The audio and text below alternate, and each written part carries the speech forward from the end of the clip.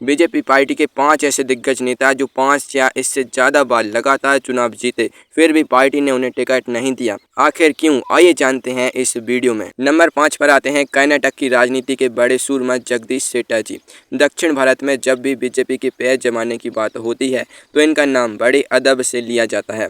जगदीश शेट्टर जी ने कर्नाटक की हुबली धारवाड़ सेंट्रल विधानसभा सीट पर अपनी ऐसी मजबूत पकड़ बनाई थी कि विरोधी पार्टियां वहां पानी मांगती नजर आती थीं। साल 1994 से लेकर साल 2018 तक इन्होंने लगातार 6 बार इस सीट से विधानसभा का चुनाव जीता। सिर्फ चुनाव ही नहीं जीता बल्कि वह राज्य के मुख्यमंत्री भी रहे, विधानसभा अध्यक्ष भी रहे और विपक्ष के नेता की जिम्मेदारी भी संभाली। यानी उन्होंने राजनीति के हर घाट का पानी पी रखा था। लेकिन साल 2023 के विधानसभा चुनाव में उनके साथ वो हुआ जिसकी कल्पना शायद उन्होंने अपने सपनों में भी नहीं की होगी। आलाकमान ने एक ही झटके में उनका टिकट काट दिया और उन्हें चुनावी मैदान से बाहर का रास्ता दिखा दिया। अब आप पूछेंगे कि आखिर ऐसा क्यों हुआ? इसके पीछे बीजेपी का वो कड़ा गुजरात मॉडल था जो राज्यों में एंटी इनकम्बेंसी यानी सत्ता विरोधी लहर को काटने के लिए जाना जाता है। दिल्ली में बैठे बड़े नेताओं का मानना था कि अगर नए चेहरों को मौका नहीं दिया गया तो पार्टी के अंदर जमीनी कार्यकर्ताओं का दम घुटने लगेगा। आलाकमान चाहता था कि जगदीश शेट्टर जी खुद चुनाव लड़ने से मना कर दें और युवाओं के लिए सीट खाली कर दें। लेकिन शेट्टर जी ने भी ठान लिया था कि इतनी आसानी से मैदान नहीं छोड़ेंगे। जब उन्हें पता चला कि लिस्ट में उनका नाम ही गायब है तो उनके पैरों तले जमीन खिसक गई। उन्होंने बगावत का बिगुल फूंक दिया और गुस्से में आकर धुर विरोधी पार्टी कांग्रेस का हाथ थाम लिया। यह राजनीति का ऐसा मजाकिया मोड़ था जहां सालों की विचारधारा एक ही झटके में धरी की धरी रह गई। खैर, कांग्रेस के टिकट पर चुनाव लड़कर भी उनकी दाल नहीं गली और वह चुनाव हार गए। बाद में उन्हें समझ आया कि घर का जोगी जोगड़ा और आन गांव का सिद्ध। आखिरकार वह फिर से बीजेपी में वापस लौट आए। लेकिन साल 2023 का वो टिकट कटने की घटना उनके राजनीतिक करियर की सबसे बड़ी कड़वी याद बन गई, जिसने साबित कर दिया कि दिल्ली दरबार के फैसले के आगे बड़े से बड़ा प्रादेशिक छत्र भी बोना साबित हो जाता है। अब आप सोच रहे होंगे कि यह तो सिर्फ एक राज्य की विधानसभा का किस्सा था। दिल्ली के संसद भवन में बैठने वाले बड़े बड़े सूरमाओं के साथ क्या हुआ होगा? चलिए आपको सीधे ले चलते हैं प्रधानमंत्री नरेंद्र मोदी जी के गृह राज्य गुजरात में, जहां एक ऐसे नेता थे जिनका टिकट कटने पर पूरे देश की राजनीति सन्न रह गई थी। वह नेता कोई ऐरे गहरे नहीं थे बल्कि लाल कृष्ण आडवाणी जी के सबसे खास सिपहसालारों में गिने जाते थे। कौन है वो नेता और उनके साथ क्या खेल हुआ, जानने के लिए चलिए नंबर 4 पर। नंबर 4 पर नाम आता है गुजरात के कद्दावर नेता हरिन पाठक जी का। अहमदाबाद पूर्व लोकसभा सीट पर इनका वो सिक्का चलता था कि विरोधी पार्टियां चुनाव से पहले ही हथियार डाल देती थीं। हरिन पाठक जी ने साल 1989 से लेकर साल 2009 तक लगातार 7 बार इस सीट से लोकसभा का चुनाव जीता। वह अटल बिहारी वाजपेयी जी की सरकार में केंद्रीय मंत्री भी रहे और गुजरात बीजेपी के सबसे बड़े चेहरों में से एक थे।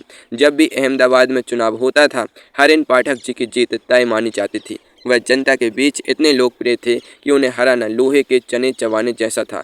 लेकिन साल 2014 के लोकसभा चुनाव में उनके साथ वो हुआ जिसने राजनीति के नए पंडितों को भी हैरान कर दिया। पार्टी ने उनका टिकट काटकर बॉलीवुड अभिनेता परेश रावल जी को वहां से उम्मीदवार बना दिया। यानी सालों की तपस्या पर एक ही झटके में पानी फेर दिया गया। आखिर क्यों काटा गया इतने सीनियर नेता का टिकट? इसके पीछे की कहानी बड़ी दिलचस्प है। साल 2014 में बीजेपी के अंदर एक नए युग की शुरुआत हो रही थी। गुजरात से निकलकर नरेंद्र मोदी जी और अमित शाह जी की जोड़ी दिल्ली की राजनीति पर अपनी पकड़ मजबूत कर रही थी। हरिन पाठक जी को लाल कृष्ण आडवाणी जी के गुट का कट्टर समर्थक माना जाता था। राजनीति का यह पुराना नियम है कि जब राजा बदलता है तो दरबारी भी बदलते हैं। नए नेतृत्व को अपने हिसाब से अपनी गोटियां सेट करनी थी और पार्टी के अंदर पुराने गुटों के प्रभाव को पूरी तरह खत्म करना था। हरिन पाठक जी इसी राजनीतिक बदलाव की भेंट चढ़ गए।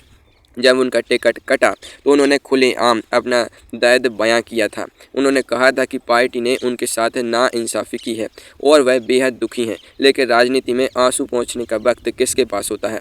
परेश रावल जी वहां से चुनाव जीत गए और हरिन पाठक जी को जबरन राजनीतिक संन्यास की ओर धकेल दिया गया।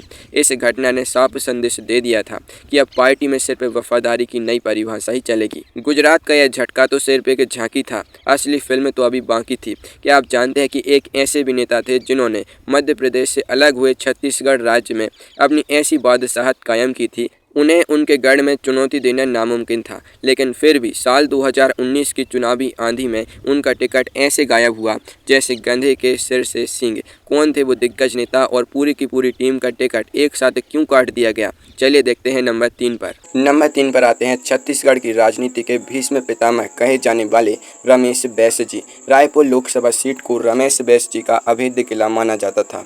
उन्होंने साल 1996 से लेकर साल 2014 तक लगातार 6 बार रायपुर से चुनाव जीता।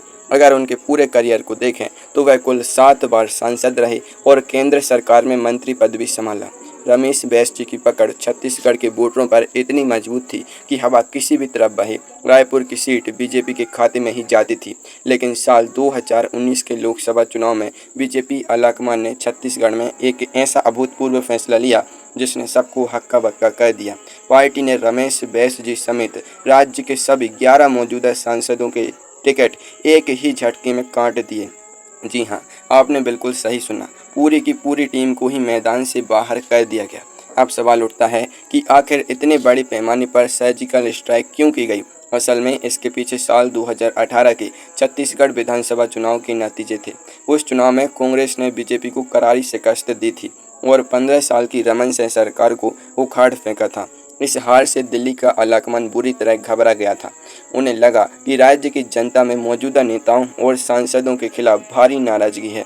इस नाराजगी यानी एंटी इनकम्बेंसी को दूर करने के लिए पार्टी ने तय किया कि थोड़ा बहुत बदलाव करने से काम नहीं चलेगा, बल्कि पूरे सिस्टम का कायाकल्प करना पड़ेगा। रमेश बैस जी भले ही खुद लगातार जीत रहे थे, लेकिन वह इस सामूहिक सजा का शिकार हो गए। आलाकमान ने साफ कह दिया कि इस बार चेहरा नया होगा, तभी जनता का भरोसा वापस मिलेगा। हालांकि रमेश बैस जी जैसे सीनियर नेता को नाराज रखना भी घाटे का सौदा हो सकता था, इसलिए बाद में उन्हें त्रिपुरा, झारखंड और महाराष्ट्र जैसे बड़े राज्यों का राज्यपाल बनाकर उनका राजनीतिक पुनर्वास किया गया। इन्हें एक तरह से सोने का पिंजरा तो मिल गया, लेकिन जनता के बीच रहकर चुनाव लड़ने के उनके अरमानों पर हमेशा के लिए पानी फिर गया। छत्तीसगढ़ की इस सामूहिक टिकट कटाई की कहानी के बाद अब रुख करते हैं उस सीट का जिसे पूरे देश में बीजेपी का सबसे मजबूत और सुरक्षित गढ़ माना जाता है। वहाँ एक ऐसी महिला नेता थी जिन्होंने लगातार 8 बार चुनाव जीतकर इतिहास रच दिया था। उन्हें प्यार से पूरी दुनिया ताई कहती थी, लेकिन जब उनका टिकट कटने की नौबत आई तो उन्होंने आलाकमान को अपनी एक छोटी सी चिट्ठी से पानी पिला दिया। कौन है वो महिला नेता और उनके स्वाभिमान की कहानी क्या है? आइए जानते हैं नंबर 2 पर। नंबर 2 पर नाम आता है इंदौर की शान और देश की पूर्व लोकसभा स्पीकर सुमित्रा महाजन जी का। सुमित्रा महाजन जी ने मध्य प्रदेश की इंदौर लोकसभा सीट से साल 1989 से लेकर साल 2014 तक लगातार 8 बार चुनाव जीता। भारत के संसदीय इतिहास में किसी महिला नेता द्वारा एक ही सीट से लगातार इतनी बार जीतने का यह अपने आप में एक अनोखा रिकॉर्ड है। ताई की लोकप्रियता का आलम यह था कि इंदौर के लोग पार्टी से ज़्यादा उनके चेहरे पर वोट देते थे। वह शालीनता और कड़कपन का एक ऐसा अनूठा मिश्रण थी कि बड़े बड़े विरोधी भी उनके सामने नतमस्तक हो जाते थे। लेकिन साल 2019 के लोकसभा चुनाव में उनके इस ऐतिहासिक सफर पर एक ब्रेक लगा दिया गया। आखिर क्यों कटा इंदौर की ताई का टिकट? इसके पीछे कोई स्थानीय विरोध या हार का डर नहीं था, बल्कि इसके पीछे बीजेपी का वो कड़ा आंतरिक नियम जिसे 75+ का फॉर्मूला कहा जाता है। साल 2014 में सत्ता में आने के बाद मोदी शाह की जोड़ी ने तय किया कि 75 साल की ऊपर उम्र पार कर चुके नेताओं को अब चुनाव नहीं लड़ाया जाएगा। साल 2019 में सुमित्रा महाजन जी की उम्र 76 साल हो चुकी थी। पार्टी उनके नाम पर फैसला लेने में हिचकिचा रही थी। बीजेपी की कई लिस्ट आ चुकी थी, लेकिन इंदौर सीट पर सस्पेंस बरकरार रखा गया था। ताई बेहद स्वाभिमानी नेता हैं। उन्हें यह बात अच्छी नहीं लगी कि उनके नाम पर इस तरह से विचार किया जा रहा है या उन्हें लटकाया जा रहा है। उन्होंने अपनी राजनीतिक मर्यादा का परिचय देते हुए खुद ही एक कड़क चिट्ठी आलाकमान को भेज दी। उन्होंने इस चिट्ठी में साफ साफ लिखा कि जब पार्टी असमंजस में है तो मैं खुद ही घोषणा करती हूँ कि मैं चुनाव नहीं लड़ूंगी। अब पार्टी बिना किसी संकोच के नए उम्मीदवार का ऐलान कर दे। ताई के इस कदम ने आलाकमान को भी असहज कर दिया था। इसके बाद उनकी जगह शंकर लालवानी जी को टिकट दिया गया। यह घटना इस बात का सबूत थी कि नई बीजेपी में नियम सबके लिए बराबर हैं, चाहे आप लगातार 8 बार की विजेता ही क्यों ना हो। अब आते हैं उस नाम पर जिसके बिना भारतीय जनता पार्टी के जन्म और उसके इतिहास की किताब ही अधूरी है, जिन्होंने साल 1990 के दशक में राम रथ यात्रा निकालकर देश की सियासत का पूरा रुख ही बदल दिया। जो देश के गृह मंत्री रहे, वो प्रधानमंत्री रहे और सालों तक प्रधानमंत्री पद के सबसे प्रबल दावेदार रहे। लेकिन वक्त का पहिया ऐसा घूमा कि जिस पार्टी को उन्होंने अपने खून पसीने से सींचकर वट वृक्ष बनाया, उसी पार्टी ने उन्हें अपने ही घर में चुनाव लड़ने के काबिल नहीं समझा। उनके निर्वाचन क्षेत्र से खुद देश के गृह मंत्री चुनाव लड़ने लगे और उन्हें चुपचाप घर बैठने का इशारा कर दिया गया। कौन है यह ऐतिहासिक चेहरा और इनके टिकट कटने के पीछे की असली इनसाइड स्टोरी क्या है, चलिए देखते हैं नंबर 1 पर। नंबर 1 पर नाम आता है भारतीय जनता पार्टी के लौह पुरुष लाल कृष्ण आडवाणी जी का। लाल कृष्ण आडवाणी जी ने गुजरात की high profile Gandhinagar Lok Sabha seat से साल 1998 से लेकर साल 2014 तक लगातार 5 बार चुनाव जीता। अगर उनके पूरे चुनावी इतिहास को देखें तो वह इस सीट से 6 बार सांसद रहे।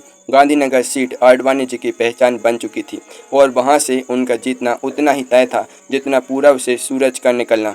बीजेपी को 2 सीटों वाली पार्टी से देश की सबसे बड़ी सत्ताधारी पार्टी बनाने का श्रेय अगर किसी एक व्यक्ति को जाता है तो वो लाल कृष्ण आडवाणी जी ही हैं। लेकिन साल 2019 के लोकसभा चुनाव में उनके साथ जो हुआ उसने पूरी दुनिया को यह दिखा दिया कि राजनीति कितनी निर्मम और भावनाहीन होती है। पार्टी ने उनका टिकट काट दिया और उनकी जगह तत्कालीन राष्ट्रीय अध्यक्ष अमित शाह जी को वहां से उम्मीदवार बना दिया। आखिर क्यों काटा गया बीजेपी के ये सबसे बड़े निर्माता का टिकट? इसके पीछे का कारण सिर्फ उम्र का तकाजा नहीं था, बल्कि यह भारतीय राजनीति का सबसे बड़ा पीढ़ी परिवर्तन था। साल 2013 में जब गोवा कार्य समिति में नरेंद्र मोदी जी को प्रधानमंत्री पद का उम्मीदवार बनाने की तैयारी चल रही थी, तब आडवाणी जी ने इसका विरोध किया था। वहीं से यह साफ हो गया था कि पार्टी के अंदर अब पुरानी पीढ़ी और नई पीढ़ी के बीच एक अदृश्य दीवार खिंच चुकी है। साल 2014 में मोदी सरकार आने के बाद आडवाणी जी और मुरली मनोहर जोशी जी जैसे दिग्गज नेताओं को सक्रिय राजनीति से किनारे करने के लिए मार्गदर्शक मंडल का गठन किया गया। इस मंडल को लेकर राजनीतिक गलियारों में खूब चुटकुले भी बने और यह एक ऐसा रिटायरमेंट होम है जिसकी बैठक कभी नहीं होती। साल 2019 आते आते नए नेतृत्व ने पूरी तरह से पार्टी पर अपने नियंत्रण स्थापित कर लिया था। आडवाणी जी उस समय 91 वर्ष के हो चुके थे, इसलिए 75+ वाले नियम का हवाला देकर उन्हें टिकट नहीं दिया गया। हालांकि टिकट काटने का तरीका बेहद ठंडा था। उन्हें सीधे तौर पर मना करने के बजाय उनके क्षेत्र से नए उम्मीदवार के नाम की घोषणा कर दी गई। यह नई बीजेपी का एक कड़ा संदेश था कि संगठन के भीतर व्यक्ति चाहे कितना भी बड़ा हो, वह दल और समय की मांग से बड़ा नहीं हो सकता। नींव के पत्थरों को एक न एक दिन नई इमारत की मजबूती के लिए खुद को पीछे हटाना ही पड़ता है, चाहे वह खुद लौह पुरुष से क्यों ना हो।